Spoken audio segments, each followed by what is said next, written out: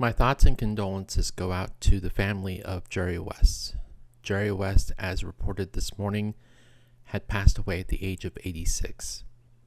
Very few in the game of basketball have had the impact that Jerry West has had. Rest in peace, Logo. We interrupt this regularly scheduled programming to bring you a reminder that even though we're deep in the NBA playoffs, or the NBA finals, I should say, we are taking a look at the other 28 teams in the NBA and deciding what it is that I would do with them if I was the GM. We just barely posted the one for the Charlotte Hornets earlier today. I barely posted one, I think it was 2 days ago, for the Detroit Pistons, and I think I summed up what I would do if I were in charge of Detroit in one simple word: pray. In any event, go check out the blogs over at sports.theclosingtag.com, and please and thank you. Now we bring you back to your regularly scheduled programming.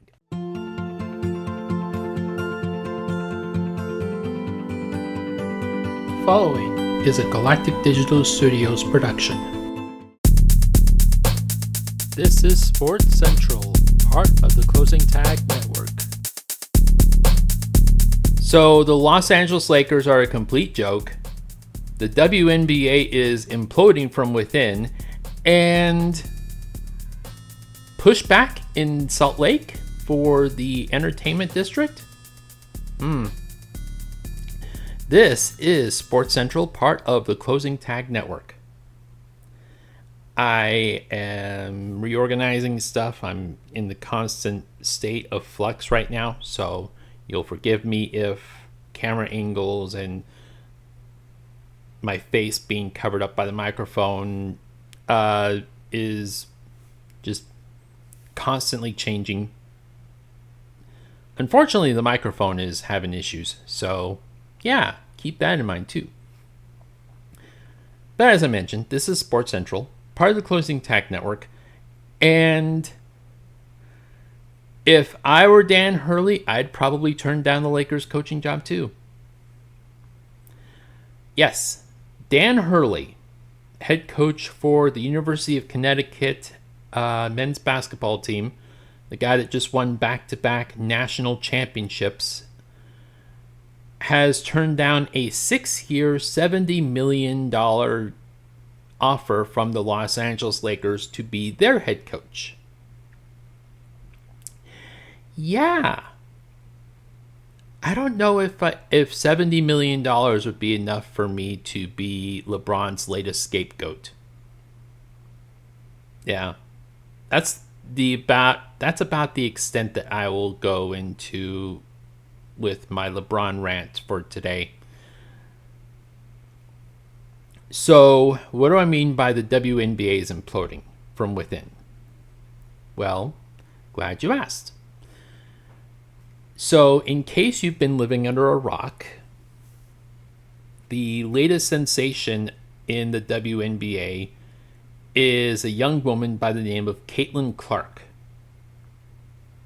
Caitlin Clark has caused a lot of controversy already, and she hasn't even been in the league for more than 6 weeks. First, it was the reporter for the Indiana Reporter that made some disparaging, not really disparaging, but some, kind of backhanded comments. You should smile more and shit like that.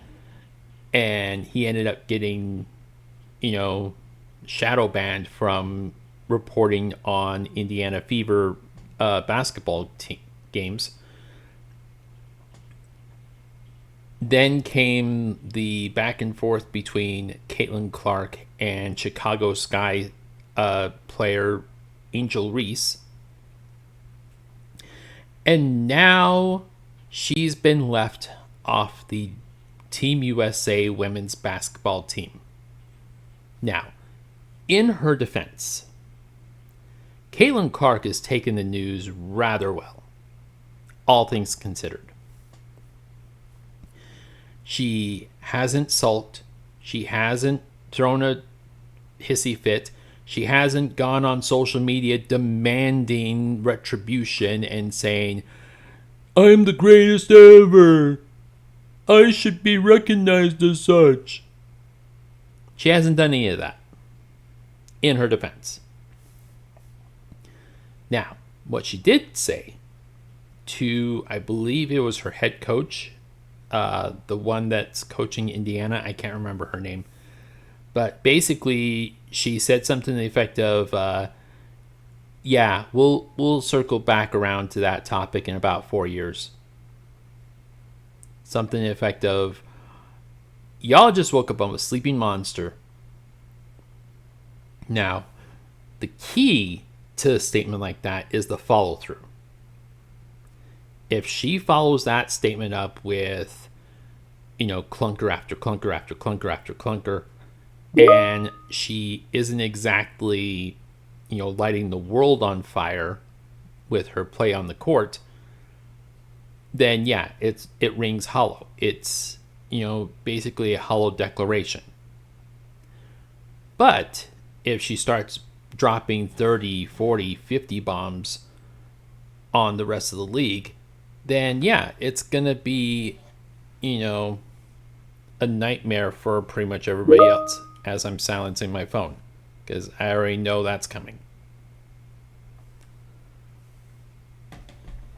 Anyway, so that's what's going on with that. Now, there's a lot of controversy, not just with this whole Team USA thing, but with, other players in the WNBA. Now, let me kind of do a hypothetical exercise with you. Let's take a look at how the players reacted in the NBA to Victor Wembanyama coming in just this past season, and what the players' reactions were. LeBron James, the guy's going to be a force in 20 years. He's going to be where I am. Giannis Antetokounmpo saying by the time 2045 rolls around, everybody's going to be playing like Victor Wembanyama. Let's go even further back than that, to when LeBron James came into the league as the chosen one, as the next big thing. Guys like Kobe Bryant, guys like Shaquille O'Neal, guys like Charles Barkley were saying things like, this kid's got it. This kid's gonna be something. You're not hearing that from WNBA players about Caitlin Clark. I mentioned Angel Reese earlier. Angel Reese has a very vicious beef with Caitlin Clark that goes all the way back to their days playing against each other in college. There was a player, I can't remember her name, Kennedy Carter, I believe, who basically decided to give Caitlin Clark a welcome to the big time type of foul. And when she was asked about it in the post-game press conference, she's just like, no comment. No comment. Here's what I'm noticing with WNBA players in response to Caitlin Clark versus NBA players in response to LeBron James or Victor Wembanyama. In the NBA players' cases, they were welcoming the challenge. They were welcoming more eyeballs, more of the spotlight, more money, more revenue, which, I have said my piece about LeBron ad nauseum on this podcast, but I will say the NBA financially is definitely in a better place now than it was 20 years ago. And a large part of that has to do with LeBron James.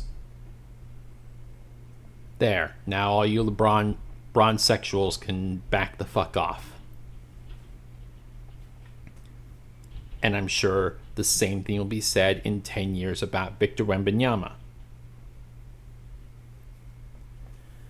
The WNBA players aren't recognizing the fact that Caitlin Clark just made their league relevant.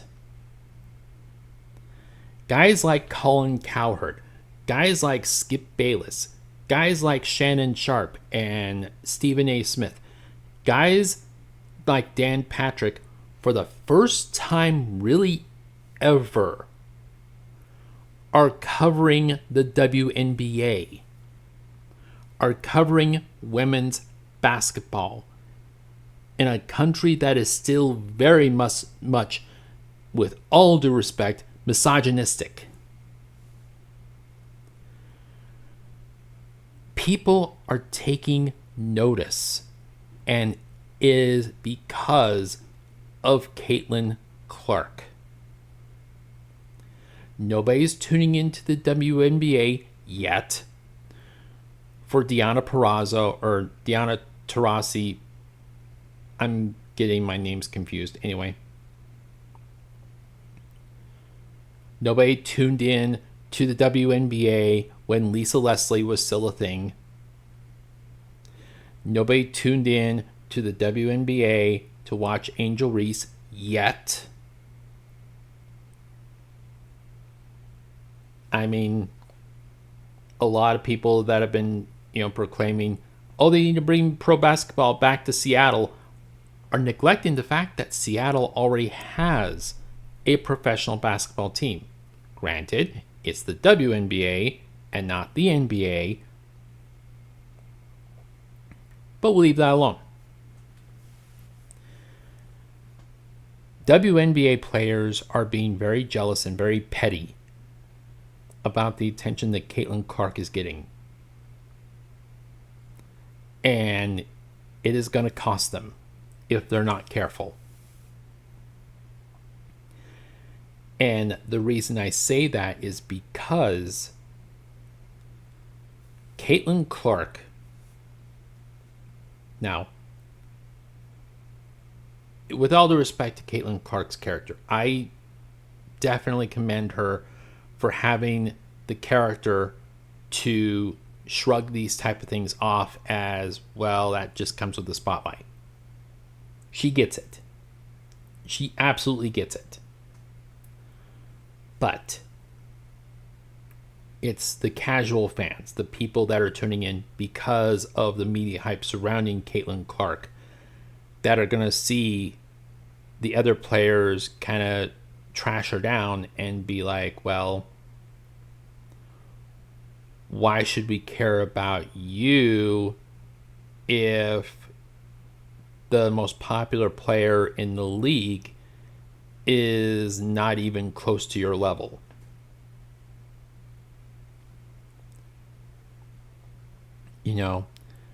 There is something to be said about drawing casual fans in and converting them into, legitimate fans. That's what LeBron James has done. Again, all the things I've said in the past about LeBron James, I've meant. But I don't deny the fact that he has helped bring the popularity of men's basketball in this country from a 9 to about a 15.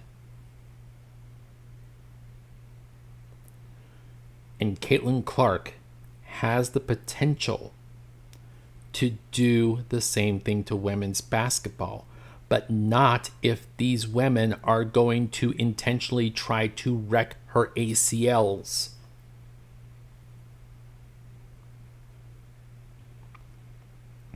So, healthy jealousy, healthy pettiness is fine. Little body checks here and there, when, nobody's really looking, is fine. But once we start getting to the point where they're going to start going Bill Lane beer on this woman, then the WNBA is going to have a very serious problem. So that's something to keep an eye on. Something else to keep an eye on is the blowback that Ryan Smith and the Smith Entertainment Group is receiving as a result of their entertainment district proposal for downtown Salt Lake. Now, in case you've forgotten, or in case you haven't watched any of the previous episodes of this podcast pertaining to this particular topic, Ryan Smith got what he wanted. The team formerly known as the Arizona Coyotes is now on their way to Salt Lake City, Utah. Now, that's a good thing and a bad thing, right? Well, the good news is Utah finally has their third professional sports team. Second, if you don't count Major League Soccer. And I know some people don't. Even though soccer outside the United States, outside this little bubble called America, is easily the most popular sport in the world. But that's neither here nor there.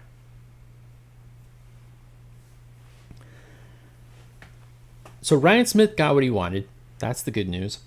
The bad news is not everybody is excited about the financial ramifications and the cultural ramifications of this decision. Now, in case you're not familiar with the geography of downtown Salt Lake City, right now there's about a 4 or 5 block section going from, I'd say, just a block west of where the Delta Center is to about 3 or 4 blocks east of there. That section is now owned by the Smith Entertainment Group. That's good, right?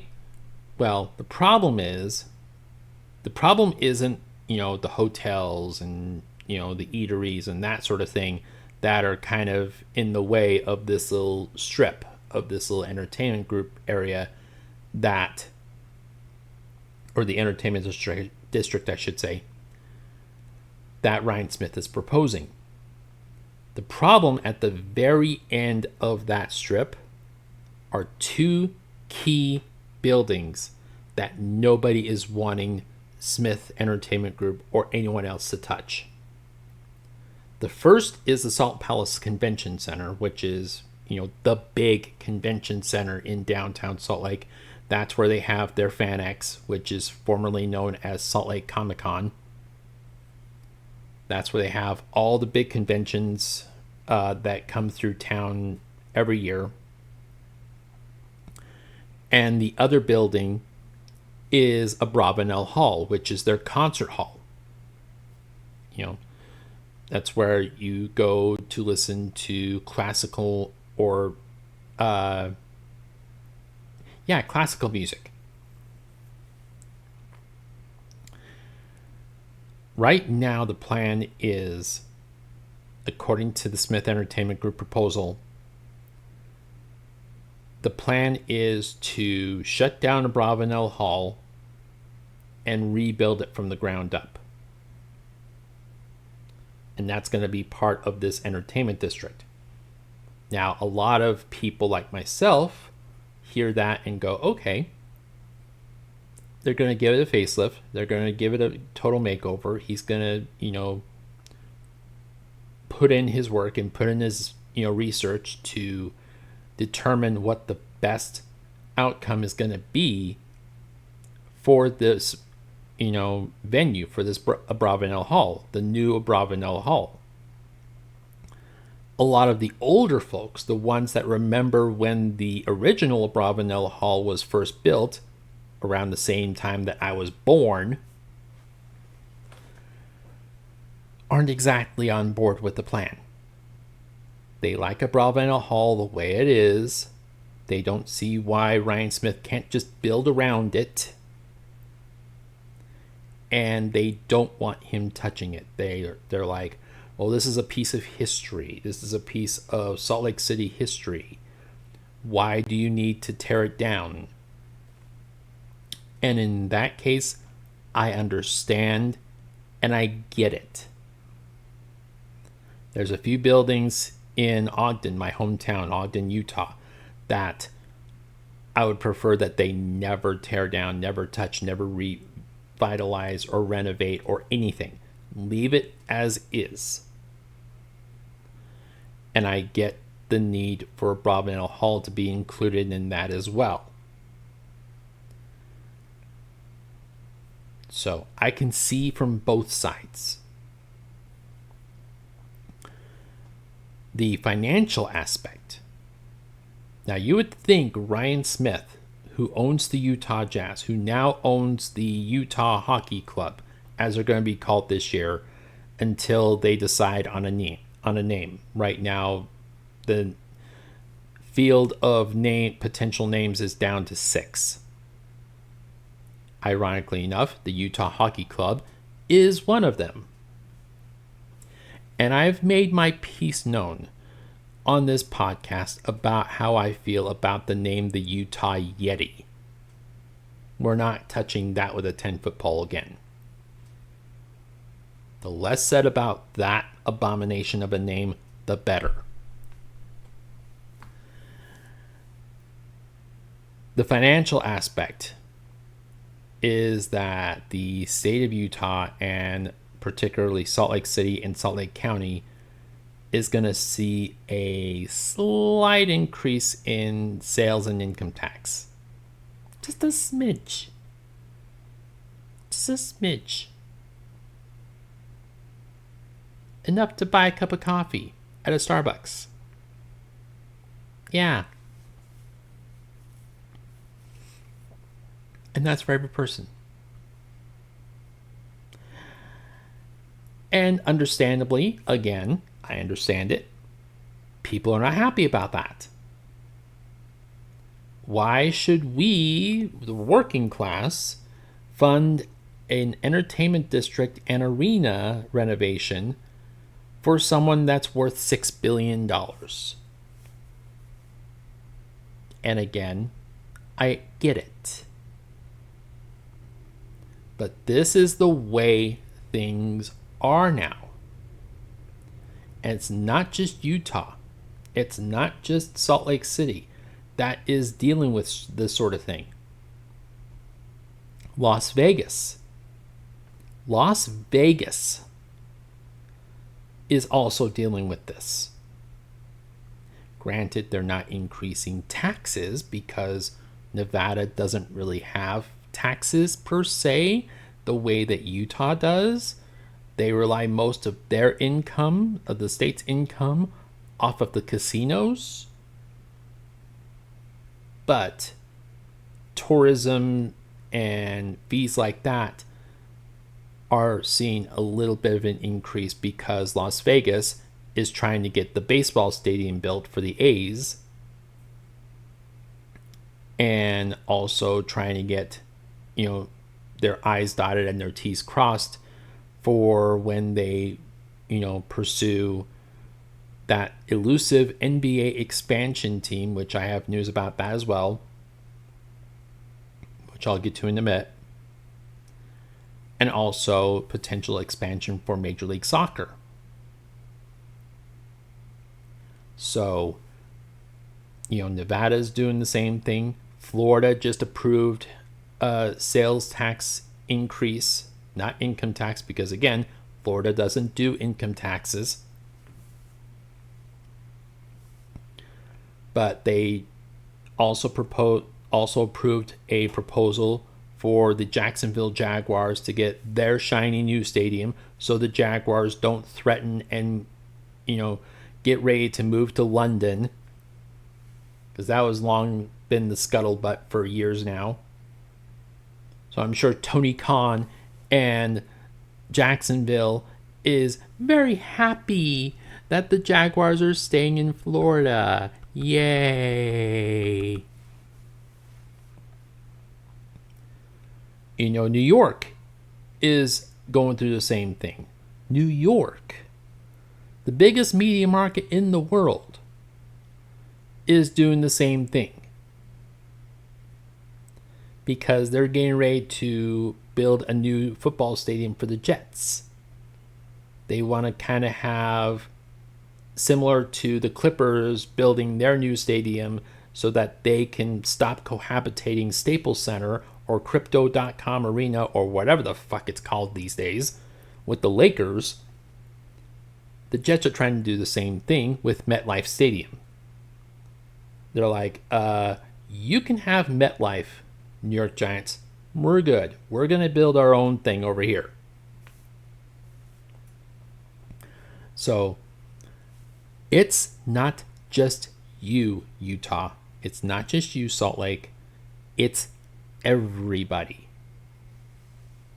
Ryan Smith is clearly not the first billionaire to demand that we, the working class, pay for their shiny new toy, and he is going to be far from the last.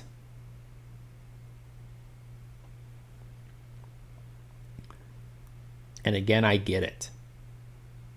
I don't like it any more than you do. But this is the price that is paid with being relevant. And if Salt Lake City and if Utah is wanting to be on the same level for tourism as their big brother, Denver, then that's the price of admission. And we haven't even gotten into the whole revitalizing the baseball stadium area after the Bees move out to Daybreak. We haven't even gotten to that. That's going to be an entirely different conversation altogether. And trust and believe we're going to be revisiting the same thing over and over and over. We're going to be revisiting this nice little topic once Salt Lake finally does end up getting a Major League Baseball team, whether it be Ryan Smith at the helm or someone else. It's going to be the same thing all over again. And trust and believe, Arizona is right behind you. Because remember, sometime this month, the old owner of the team formerly known as the Arizona Coyotes, Morello or whatever his name is going into a land auction to try and buy the land that is going to be necessary to convince the NHL to give Arizona a new expansion team and to keep the Coyotes' name alive. So, all of that said, now we get to the fun financial aspects of the NBA. I mentioned popularity. I mentioned revenue. I mentioned, LeBron James and others, bringing in more eyeballs, bringing in more revenue, bringing in more financial, more for the NBA. Well, that is about to pay off and pay off big. I just barely dropped a reel because I've been going through the archives and trying to do reels and shorts on all the archived material for, the closing tag and game stream. Trying to get, all of that out into the ether. I just barely dropped one this afternoon that kind of talked about this, but it's worth revisiting now that there's been a development. The NBA has announced officially, well, not really officially, but it's, the only thing missing is pen to paper. The NBA is going to be entering an 11-year, roughly $76 billion, that's with a B, dollar contract with 3, potentially 4 different TV partners. And Adam Silver, the commissioner, was very careful to not use the word TV or television when he was talking about, the media rights. Because the NBA is going to do something that I've been wanting them to do for years. The NBA is going to enter an 11-year deal, an 11-year media rights deal, and the players involved are going to be as follows. Disney, understandably, will still be the main player. And of course, Disney owns both ABC and ESPN. They're going to be the ones that have a conference final and the NBA finals and the All-Star game and so on and so forth. And of course, ESPN's going to stay as the lead thing going forward. Then there's package B. There's the second tier package. That was originally TNT's spot. Warner Brothers Discovery. Now that spot belongs to Amazon Prime Video. Amazon Prime Video will now host the other conference final and playoff games and weekly games and so on and so forth. The third tier, tier C, or package C, or whatever you want to call it, will still be, a weekly game, and I think it was like some playoff games and so on and so forth. That will be now housed by NBC Universal. Now, 2 things to keep in mind with that. Number 1, that package will be, I think, exclusively Peacock. They're going to exclusively have the games on Peacock, on the Peacock app. We don't yet know, but I am probably going to purchase a voodoo doll and, Sage and everything else that I can figure out to try and will this into existence.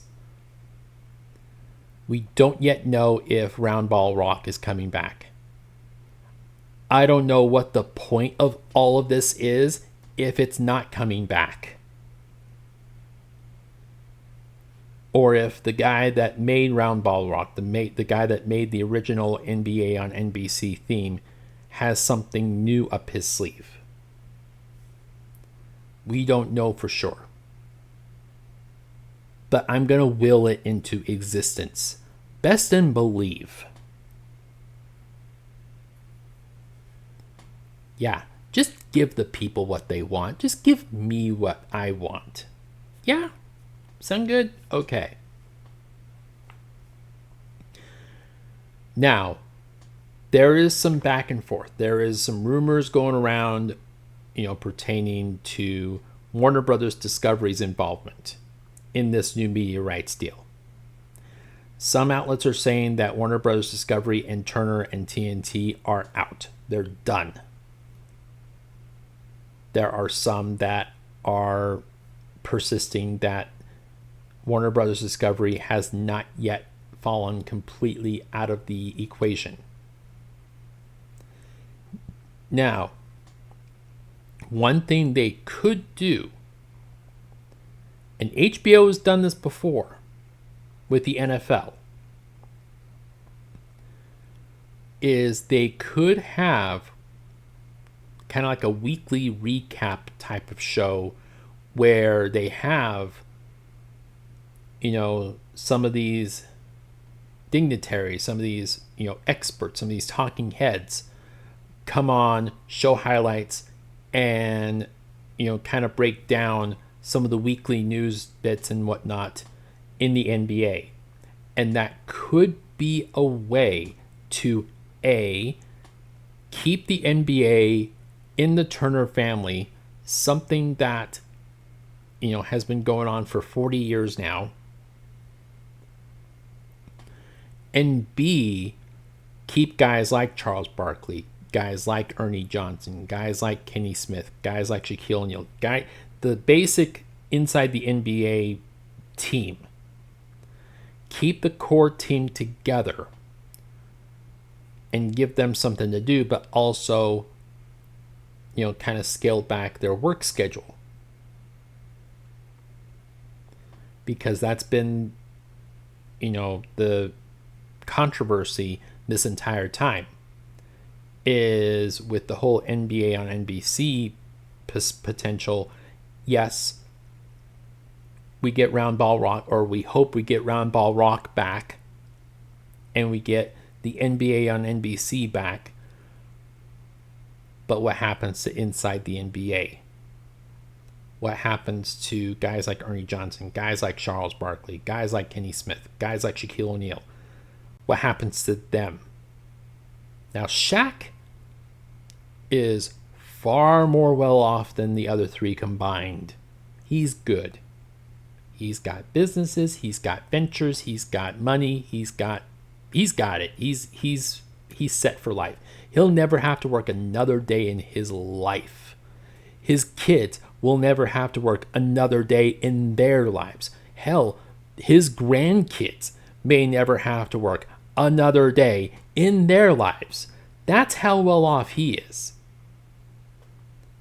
Charles Barkley is smart about his money. He's not as financially well off as Shaq, but he's smart. He's a smart, savvy person. Don't let Charles Barkley's demeanor, fool you. He's very intelligent about his money. He's fine. He's already said, it is what it is. I'm more worried about the production team. I'm more worried about Ernie Johnson. I'm more worried about all the guys behind the scenes. I'm not so worried about myself. I'm good. He's gone on record to saying that. But if you notice that there's a pattern outside of ESPN and Disney, there's a pattern with these packages. And this is the thing that I was alluding to earlier with something that I've been wanting the NBA to do for many, many years. Okay, maybe not that many, but at least 10.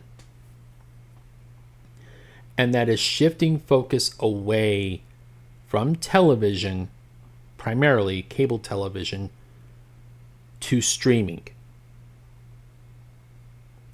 Amazon Prime Video, streaming. Peacock, streaming. Warner Bros. Discovery with Max, streaming. Everything is revolving around streaming, and it's something that the NBA has long tried to avoid for years now. But we've been seeing how successful streaming has become in other sports. The NFL, Sunday Ticket, one of the biggest tickets in the history of DirecTV. When their relationship with DirecTV fell completely apart, they ended up moving the Sunday Ticket to YouTube TV. And not only has that financially benefited the NFL, it's financially benefited YouTube. YouTube TV saw a dramatic bump in subscriptions, particularly around August, September, October, November, December, and sometimes January. In fact, this past season, the Super Bowl between San Francisco and Kansas City, was streamed for the first time ever on Paramount Plus.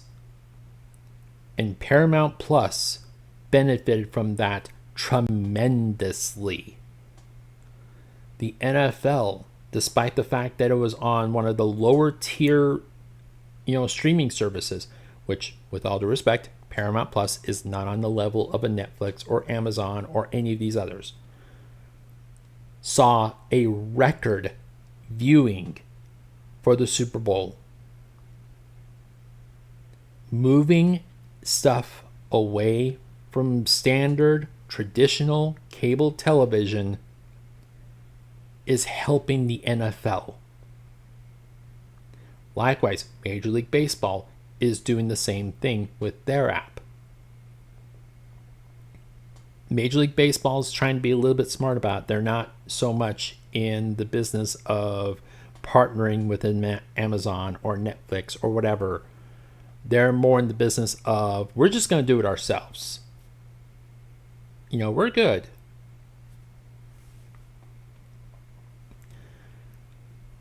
The NHL is trying to do the same thing. So for the NBA, streaming is definitely going to be the future. And to partner with 3 different streaming services, Peacock, Amazon Prime Video, and potentially Max. And who knows, maybe Disney Plus is going to be involved somehow as well. That is going to only increase the visibility and increase the popularity of the NBA in the casual fan's eyes. Because let's be honest, who has standard traditional cable anymore? Who? I would love to know these people and what holes and caves they live in.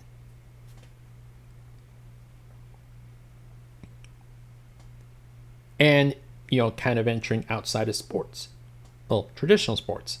You're even seeing reports of, professional wrestling getting into the streaming business.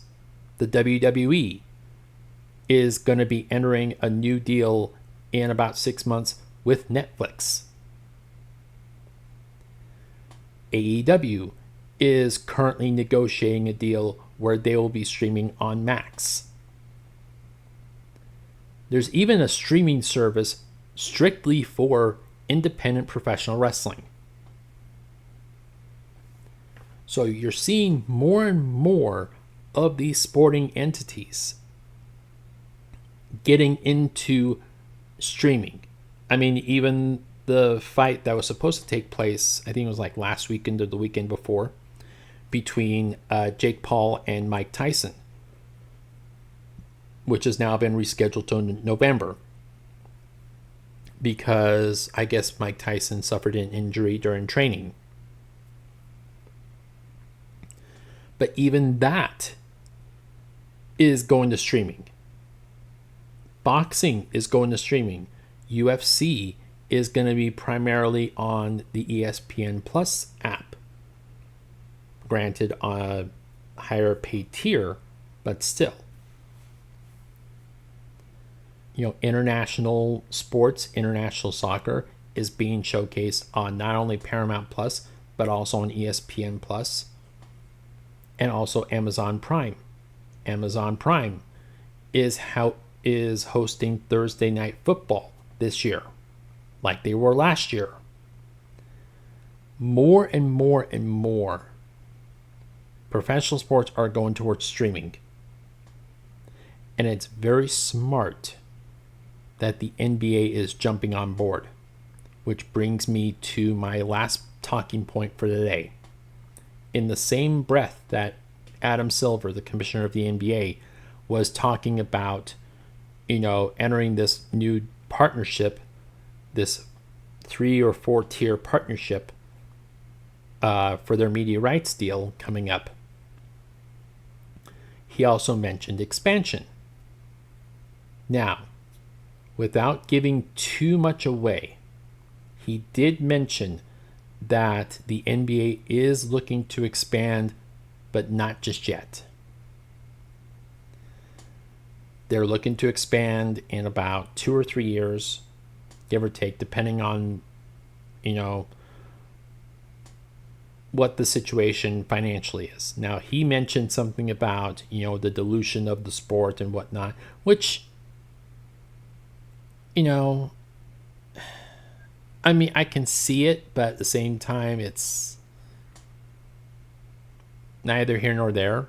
You're getting more and more talent coming into the NBA, and more players are having the opportunity to make more money. It only stands to reason that the league is ready to expand. And I've said my piece about bringing back the Seattle Supersonics, as many people have. The Seattle Supersonics should have never been taken away in the first place. And I think it's a crime that the Charlotte Hornets got brought back before the Sonics did. And we're seeing how well that's going lately. Attendance is in an all-time low. Their their performances lately have been, expansion level at best. So, yeah, forgive me for 1 second if I'm not particularly, enamored with the idea that the Charlotte Hornets are back, but not the Seattle Supersonics. Yeah. But Adam Silver did say one of the first towns that he's looking at for expansion is Seattle. So that's smart. That's smart on his part. Vegas is an option. And then he went into, okay, well, what if we wanted to expand internationally? He mentioned Mexico City.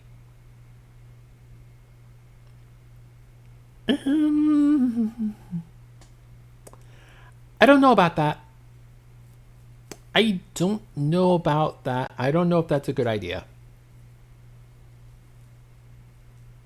And it's nothing against Mexico. I'm, fully in favor of Mexico getting more and more professional sports involved. I'm more concerned about the logistics. It's the same reason why I was not a fan of the NFL openly talking about expanding to Europe. Logistically, it is a nightmare. It is a logistical nightmare waiting to happen. It just isn't reasonable. Now, granted, you don't have an 8-hour flight going to and from London to New York to, participate in a sporting event in London. It's more of a 5-hour flight from Los Angeles to Mexico City, but it's still a long flight. And as far as the NBA goes, the NFL is one entirely different beast altogether, because they only play once a week. The NBA could play potentially 3, 4, maybe even 5 times a week, depending on the scheduling. So, road trips to Mexico City are going to be a nightmare. Road trips for the Mexico City team are going to be a nightmare. So it doesn't make any sense to have that in place just yet. Now, could I envision the NBA in 10 or 15 years expanding to Mexico City? Yes. As it stands right now, they're not ready. Not even close. He also mentioned going back to Vancouver, which I'm in favor of. He also mentioned, I think I want to say St. Louis was an option, Kansas City was an option. Both are excellent options. Nashville would be another good choice. We're just talking like 10, 15 years down the road. Right now, the immediate concern should be Seattle and Vegas.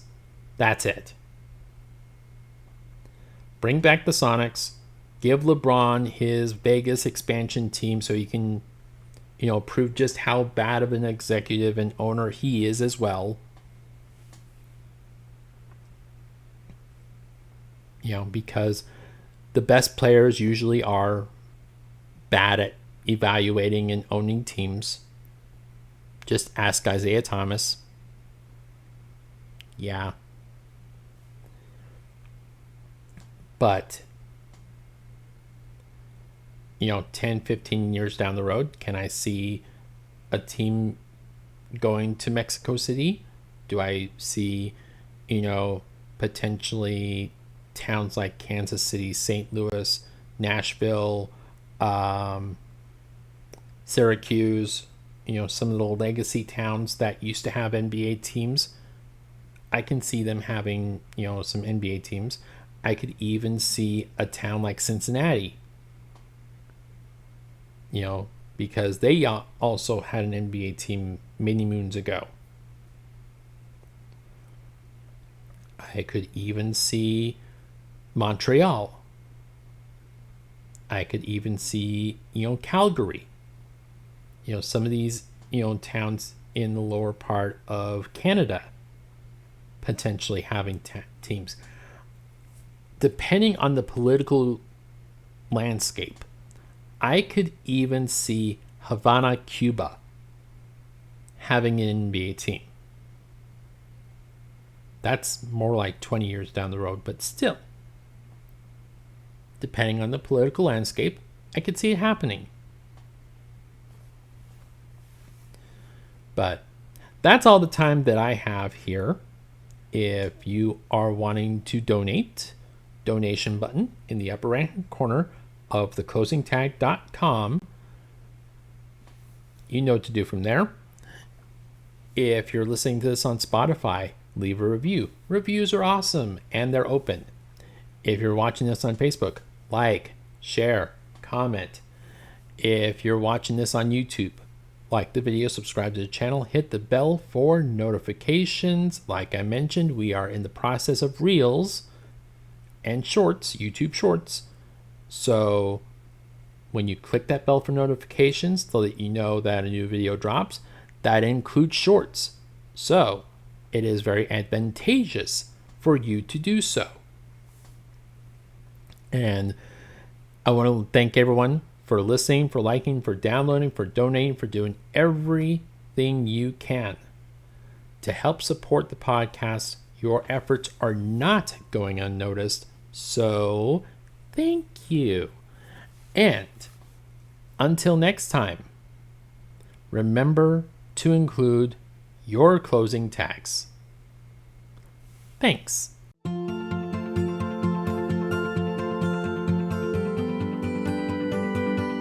This has been a Galactic Digital Studios production.